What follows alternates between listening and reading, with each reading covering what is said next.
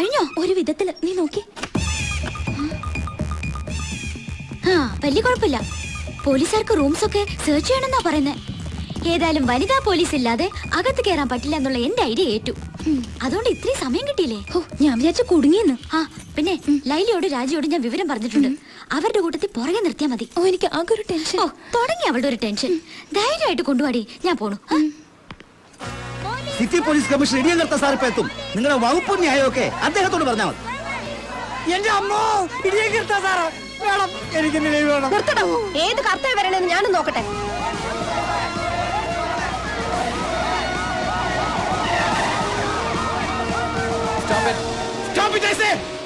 എന്തായി ഭാർഗവ, പ്രശ്നം സോൾവ് ചെയ്തോ? ഇല്ല സർ. സംശയം ഉണ്ടെന്ന് പറഞ്ഞ പെൺകുട്ടികളുടെ പേരെന്താ? ലേഖ ജോലി, കോളേജിലെ നേതാക്കളാണ് സർ. ഈ വരുന്ന സാർ ലേഖ. സാറാണോ commissioner? No, I am CI Vigneshwar. സകല വിഘ്നങ്ങളും മാറ്റാൻ വേണ്ടി നാളികേരം മുടച്ച് കുമ്പിട്ട് തൊഴുന്ന വിഘ്നേശ്വര ഭഗവാനെ കുറിച്ച് കേട്ടിട്ടില്ലേ? ഓ അപ്പൊ ഗണപതിയാണല്ലേ? സൈലൻസ്. ഈ CI വിഘ്നേശ്വർ ഇറങ്ങി സകല വിഘ്നങ്ങളും മാറ്റിയ ശേഷം മാത്രമേ കർത്താ സാർ ഇറങ്ങൂ. കർത്താ സാർ ഇറങ്ങി കഴിഞ്ഞാൽ പിന്നെ കർമ്മം ക്രിയ, വെറും ക്രിയയല്ല, കൈക്രിയ. That is Idiyan Kartha sir. Ready sir. ഞാൻ എന്ത് കർത്താന്ന് താൻ പറഞ്ഞു? ഇടിയൻ കർത്ത. ഒരു വെയിറ്റ് ഇരിക്കട്ടെ എന്ന് കരുതി സാർ. അനാവശ്യമായ വിശേഷണങ്ങൾ ചേർത്ത ആളുകളെ പരിചയപ്പെടുത്തിയാൽ നേരിൽ കാണുമ്പോൾ ജനങ്ങളുടെ ഇംപ്രഷൻ പോകും. അതല്ലെങ്കിലും പോകും സാർ. അത് ഞാൻ എന്റെ കോട്ട് കൊണ്ട് കവർ ചെയ്യും. താനെന്ത് ചെയ്യും?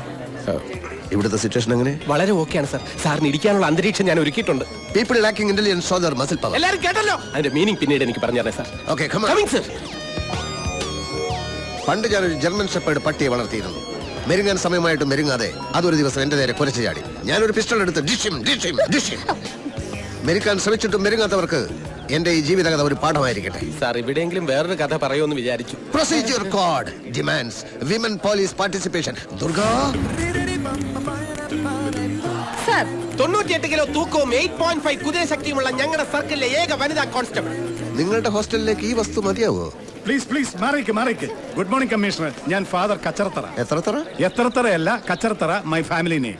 ആ പിന്നെ ഇവരിവിടുത്തെ മേട്രനാണ് മേരി പയസ്. വളരെ സ്ട്രേഞ്ച് നെയിം ഇല്ലേ സർ? Mary piles. പയൽസ് അല്ല, പയസ് ഹസ്ബൻഡ് ആണ്. ആയിക്കോട്ടെ മിസ്സസ് മേരി പയസ്. അതായത് നമുക്ക് ഈ ഹോസ്റ്റൽ ഒന്ന് സെർച്ച് ചെയ്യണം. ആരാണ് ലേഖയും ജൂലിയും? ഞാനാ സാർ ലേഖ. ജൂലി എവിടെ? ഞാനാണ് സാർ ജൂലി. ലേഖയും ജൂലിയും എന്റെ കൂടെ വരണം. നിങ്ങളുടെ മുറി ഒന്ന് കാണണം. വിഘ്നേശ്വർ, എല്ലാ റൂംസും വിശദമായി സെർച്ച് ചെയ്യണം. ഓക്കെ, വരൂ.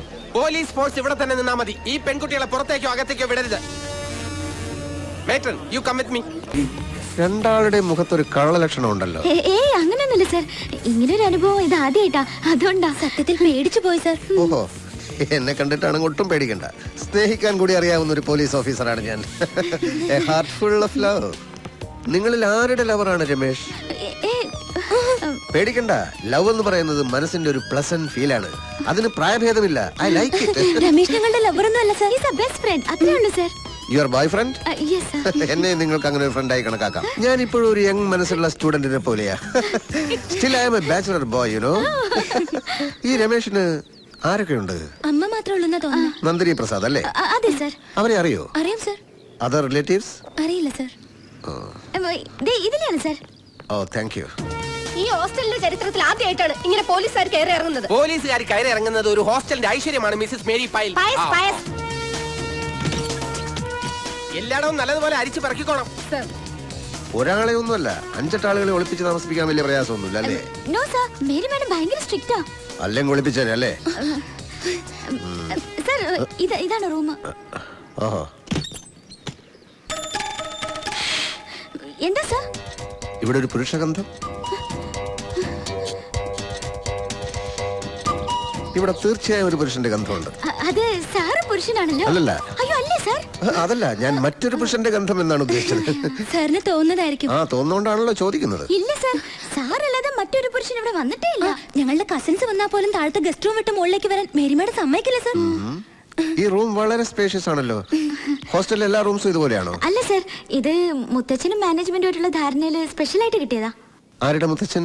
ലേഖ ലീഡർ കെയറിന്റെ പേരക്കുട്ടിയാണ് സാർ. പിന്നെ ഇവളുടെ ഡാഡിയുടെ ഡൊണേഷന്റെ ഒരു പുഷിങ്ങും കൂടി ഉണ്ട് സാർ. ഓ, രണ്ടാളും ഇവിടുത്തെ വലിയ VIPs ആണല്ലേ? അങ്ങനെയൊന്നുമില്ല. ഇന്ന് ഗോൾഡൻ ജൂബിലി ഡേ ആയതുകൊണ്ട് മേക്കപ്പിന് മാറ്റി എടുത്തു വെച്ചതാ സാർ. റേസർ ചെറുതായിട്ട് മീശ ഉള്ള ചിലര് ഹോസ്റ്റലിലുണ്ട് സർ. അവർക്ക് ഡാൻസിനും മറ്റും മേക്കപ്പ് ചെയ്യാനായിട്ട്. ജോലി നന്നായിട്ട് മേക്കപ്പ് ചെയ്യുമല്ലേ? നന്നായിട്ടൊന്നുമില്ല സർ. മൂക്കില്ല രാജ്യത്ത് മുറിമുക്കൻ രാജാവെന്ന് പറഞ്ഞ പോലെ ആർട്സ് ക്ലബ് സെക്രട്ടറി അല്ലേ, അതുകൊണ്ട്. നാർക്കോട്ടിക് സെല്ലിൽ 3 കൊല്ലം പയറ്റി തെളിഞ്ഞ് എന്നോട് കള്ളം പറയണ്ട. ട്രിവാൻഡ്രം എയർപോർട്ടിൽ 5 കോടിയുടെ ബ്രൗൺ ഷുഗറുമായി എത്തിയ മുഹമ്മദ് അൻസാരിയെ വെറും സ്മെല്ല് കൊണ്ട് കണ്ടുപിടിച്ച് കസ്റ്റഡിയിലെടുത്തവനാ ഞാൻ ഉണ്ടെങ്കിൽ പിന്നെ പോലീസ് നായയുടെ ആവശ്യമില്ലെന്ന ഡിപ്പാർട്ട്മെന്റിലെ മുഴുവൻ പേരും പറയുന്നത്. I have my own style of investigation, you know. I am too intelligent. ഇനി പറയൂ, രമേശിനെ എവിടെയാണ് ഒളിപ്പിച്ചിരിക്കുന്നത്? ഞങ്ങൾ പറഞ്ഞല്ലോ സർ. പറഞ്ഞില്ലല്ലോ. രമേശിനെ ഞങ്ങൾ എന്തിനാ സർ ഒളിപ്പിക്കുന്നത്? ഗസ്, ഇതാരെഴുതിയതാ? ദേ ഇവളുടെ പണിയാ. മനസ്സിൽ എന്തെങ്കിലും തോന്നിയാ എവിടെയാന്നൊന്നും നോക്കില്ല, കുത്തി വരയ്ക്കും. അതാ സ്വഭാവം. Yes, guess. നിങ്ങൾ എന്തിനു രമേശിനെ വിളിപ്പിക്കണം? സ്റ്റെഫി ഗ്രാഫ്, സാനിയ മിർസ നിങ്ങളുടെ ഫേവറേറ്റ്സ് ആണോ? അതെ സർ. ക്രിക്കറ്റ് കളിയൊക്കെ ഇഷ്ടമാണോ? അതെ. രമേശ് നല്ല ക്രിക്കറ്റ് പ്ലെയർ ആണല്ലേ? അതെ സർ. നിങ്ങൾക്ക് അവരോട് ആരാധനയാണല്ലേ? ഇല്ല സർ. Shut up! ആരാധന മൂത്തൊരു ക്രിമിനലിനെ ഒളിപ്പിച്ചാലുള്ള അവസ്ഥ അറിയാലോ.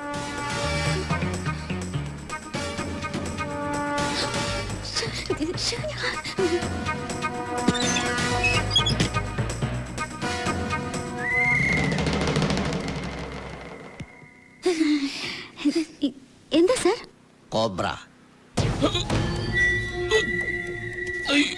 കണ്ട പങ്കായത്തിന് അടിച്ച പോലത്തെ പാട് കണ്ട. ചുടുകാരക്കിഴി ബെസ്റ്റാ. ഈ ഒരു പാടേ ഉള്ളൂ. എന്താ പോരെ? അല്ല, അവന്റെ അടിയുടെ ഒരു ഊക്കനുസരിച്ച് ഒരു 5-6 എണ്ണെങ്കിലും കണ്ടതാ. കണ്ട അത്രയും കാണാത്തതിൽ നിനക്ക് വലിയ വിഷമല്ലയോ? അല്ല സർ, ഒരെണ്ണമെങ്കിലും കണ്ടല്ലോ എന്നുള്ള സന്തോഷമേ ഉള്ളൂ. അല്ല, ഞാൻ ഉദ്ദേശിച്ചത് ഒരെണ്ണം അല്ലേ ഉള്ളൂന്നാ. പോയി നീ അങ്ങനെ അധികം ഉദ്ദേശിക്കല്ലേ.